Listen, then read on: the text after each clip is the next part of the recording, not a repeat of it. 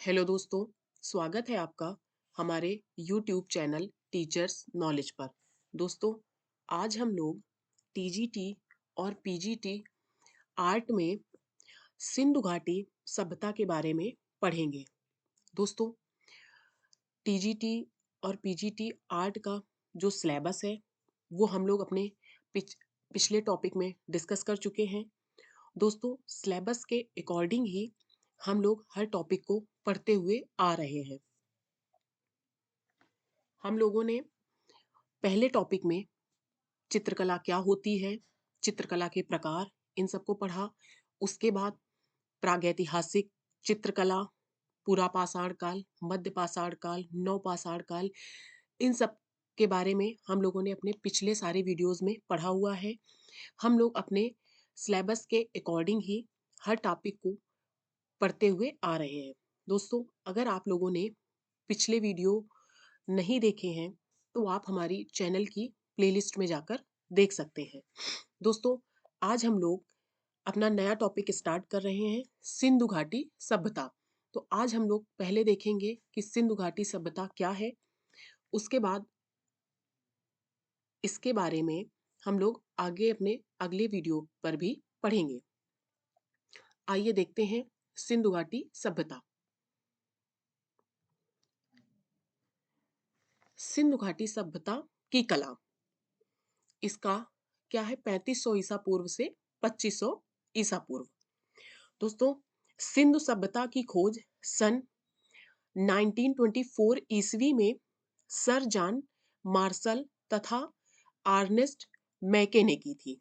सिंधु घाटी सभ्यता की खोज कब हुई थी? 1924 ईस्वी में सन जॉन मार्शल तथा आर्नेस्ट मैके ने के द्वारा की गई थी।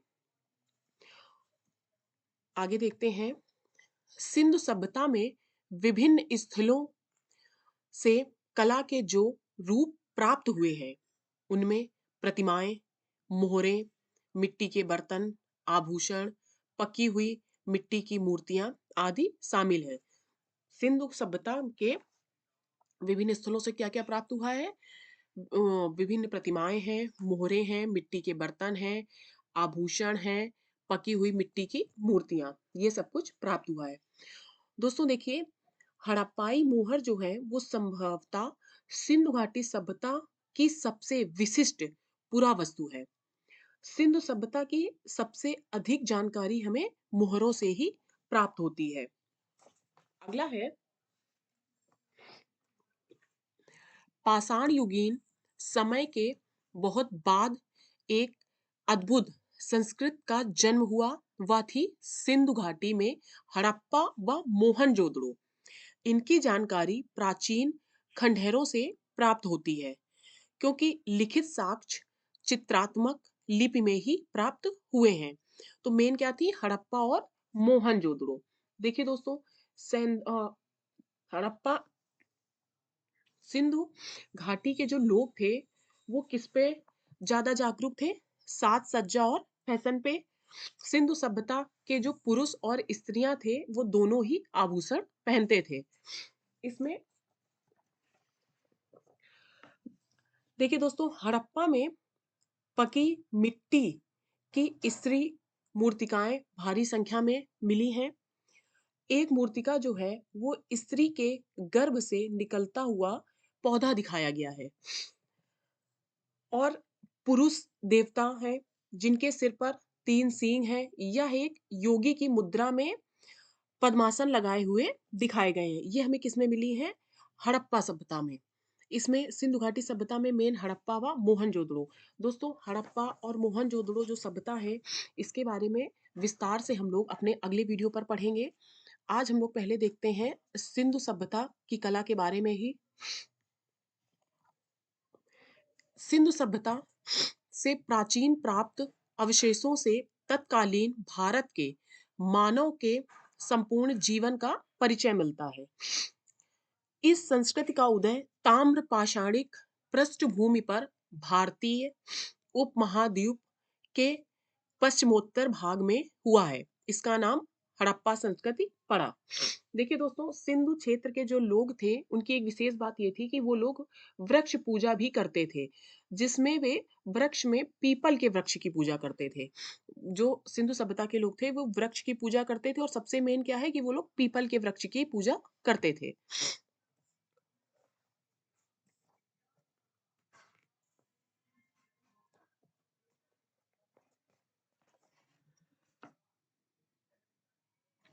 हड़प्पा के टीले या उनके अवशेषों के विषय में सर्वप्रथम जानकारी सन 1826 ईस्वी में चार्ल्स मेसन ने की थी।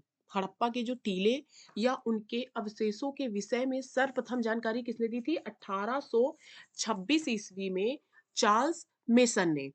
हड़प्पा तथा मोहनजोदड़ो नामक स्थलों की खोज 20वीं शताब्दी के प्रथम चरण में हुई थी।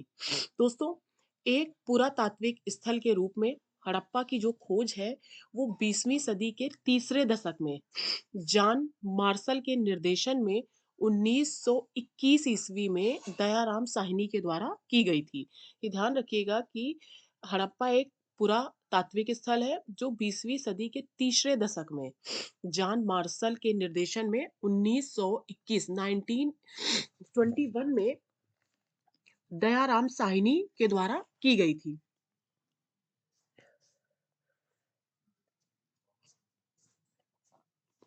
दोस्तों, पाषाण युगीन समय में के बाद में एक अद्भुत संस्कृत का जन्म हुआ था। वह कौन सी संस्कृत थी? सिंधु घाटी में हड़प्पा और मोहनजोदड़ो। इसकी जो जानकारी है वो प्राचीन खंडहरों से प्राप्त होती है, क्योंकि लिखित साक्ष्य में चित्रात्मक लिपि में भी ये प्राप्त हुआ है। और अभी तक ये जो चित्रात्मक लिपि में प्राप्त हुए हैं, इसीलिए इनको अभी तक पढ़ा नहीं जा सका है। अब आगे देखते हैं।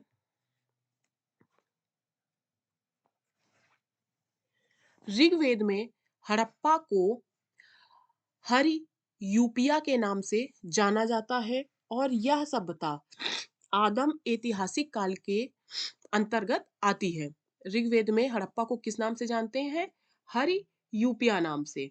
दोस्तों, इस सभ्यता से प्राप्त जो प्राचीन अवशेषों से तत्कालीन भारत के रहन सहन, रीति रिवाज, मानव के संपूर्ण जीवन का परिचय भी प्राप्त होता है। इस संस्कृत का जो उदय है वो ताम्र पाषाणिक पृष्ठभूमि पर भारतीय उपमहाद्वीप के पश्चिमोत्तर भाग में हुई थी। अब आगे है, सिंधु घाटी सभ्यता के पूर्व के मध्य चीन से लेकर मध्य एशिया तक इस सभ्यता का जन्म हुआ। इस सभ्यता का आकार लगभग त्रिभुजाकार है। इस सभ्यता का आकार कैसा है? त्रिभुजाकार है। दोस्तों, जो मोहनजोदड़ो सभ्यता है उसमें नगरों में भवनों के बारे में विशिष्ट बात यह थी कि वो जाल पद्धति में बनाए गए थे, और सड़कें एक दूसरे को समकोण बनाते हुए काटती थी। कैसी काटती थी? समकोण बनाते हुए। और दोस्तों, एक इंपॉर्टेंट चीज है कि विश्व की सबसे पहले प्रयोग की गई धातु कौन सी है? तांबा। विश्व में सबसे पहले प्रयोग की गई धातु है तांबा। अब आगे देखते हैं।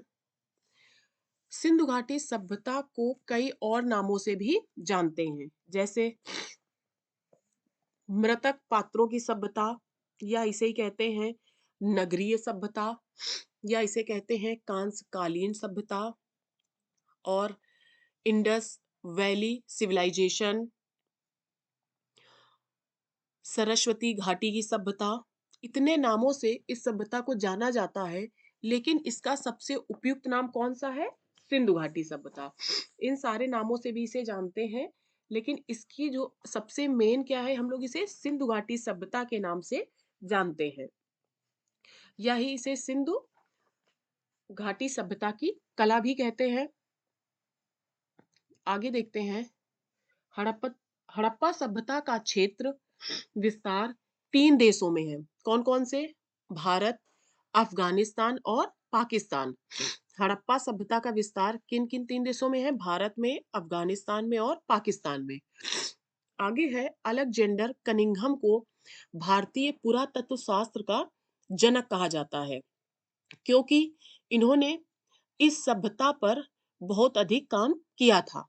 किसको कहते हैं? अलेक्जेंडर कनिंघम को भारतीय पुरातत्व शास्त्र का जनक कहा जाता है, क्योंकि इन्होंने इस सभ्यता पर बहुत अधिक काम किया था। आगे है सैंधव सभ्यता या हड़प्पा सभ्यता। यह सिंधु घाटी की सभ्यता के लिए सबसे उपयुक्त नाम है हड़प्पा सभ्यता। इन तीनों में सबसे उपयुक्त नाम कौन सा है? हड़प्पा सभ्यता। इस सभ्यता के 6 नगर स्वीकार किए गए हैं, लेकिन अब यह संख्या 9 तक पहुंच गई है। देखते हैं कौन कौन से हैं इस सभ्यता से जुड़े कुछ प्रमुख स्थल जो हैं। पहला है हड़प्पा, मोहनजोदड़ो, कालीबंगा, लोथल, धोलावीरा, बनवाली, आमरी, रोपड़ आदि। ये सब कौन से स्थल हैं? जो सिंधु घाटी सभ्यता के हैं। दोस्तों, आज हम लोगों ने अपने इस वीडियो में देखा सिंधु घाटी सभ्यता कला क्या होती है, और उसमें कुछ प्रमुख जानकारियां और उसके प्रमुख स्थल जैसे हड़प्पा, मोहनजोदड़ो, कालीबंगा, लोथल, धोलावीरा, बनवाली, आमरी और रोपड़। दोस्तों, ये जो इसके प्रमुख स्थल हैं, इन सारे स्थलों के बारे में हम लोग अपने हर वीडियो में विस्तार से पढ़ेंगे कि किस स्थल से हमें कौन से मोहरे, कौन सी मूर्तियां, क्या क्या प्राप्त हुआ है, इन सबको हम पढ़ेंगे। दोस्तों, आप लोगों ने अगर हमारे पुराने वीडियो नहीं देखे हैं तो आप उन्हें हमारी प्लेलिस्ट में जाकर देखिए, और आगे हम अपने टीजीटी और पीजीटी आर्ट के सारे टॉपिक वाइज वीडियो बनाते रहेंगे। आप लोग उन्हें जरूर देखिएगा। आप लोगों ने अगर हमारे चैनल को सब्सक्राइब नहीं किया है तो उसे कर लीजिए, और ज़्यादा से ज़्यादा लोगों तक शेयर कीजिए, और लाइक करना तो बिल्कुल मत भूलिए। Thank you.